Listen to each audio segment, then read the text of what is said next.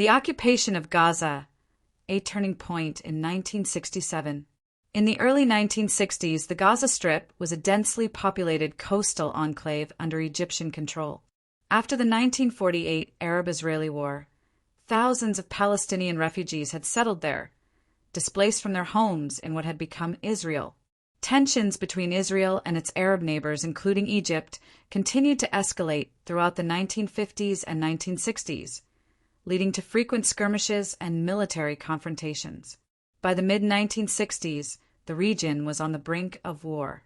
Egypt, under President Gamal Abdel Nasser, strengthened its military presence in the Sinai Peninsula and formed alliances with Syria and Jordan. At the same time, Palestinian guerrilla groups, supported by Arab nations, launched cross-border attacks into Israel from Gaza and the West Bank.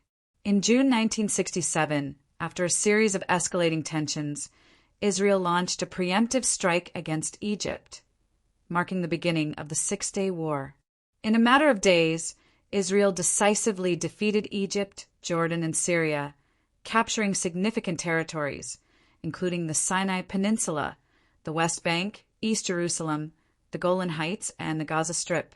When Israeli forces entered Gaza, they encountered fierce resistance from Egyptian troops and Palestinian fighters. However, the Israeli military quickly took control of the densely populated region. The occupation of Gaza was a strategic victory for Israel, but it also came with significant challenges. Unlike the West Bank, which had been under Jordanian rule, Gaza had no real infrastructure for self-governance. The population, primarily Palestinian refugees, resisted Israeli rule, leading to ongoing unrest. In the years following the 1967 war, Israel began establishing settlements in Gaza. These were small, fortified communities intended to create a Jewish presence in the region. The Israeli government, under Prime Minister Levi Eshkol and later Golda Meir, encouraged settlers to move into these areas, despite opposition from Palestinian residents and international criticism. By the late 1970s and 1980s, these settlements expanded, further fueling tensions.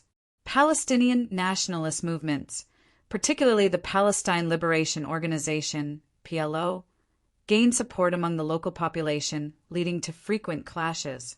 The situation worsened with the outbreak of the First Intifada in 1987, a Palestinian uprising against Israeli rule. Despite decades of Israeli settlement activity, the conflict in Gaza remained unresolved. In 2005, under Prime Minister Ariel Sharon, Israel made the controversial decision to unilaterally withdraw from Gaza, dismantling all settlements and removing Israeli military forces. This left a region under Palestinian control, though Israel continued to enforce a blockade and maintain military oversight of its borders. The events of the 1960s did not involve Israel being relocated to Gaza, but rather saw the region occupied after the Six-Day War. This occupation shaped the future of Israeli-Palestinian relations, laying the groundwork for decades of conflict, negotiations, and shifting political landscapes.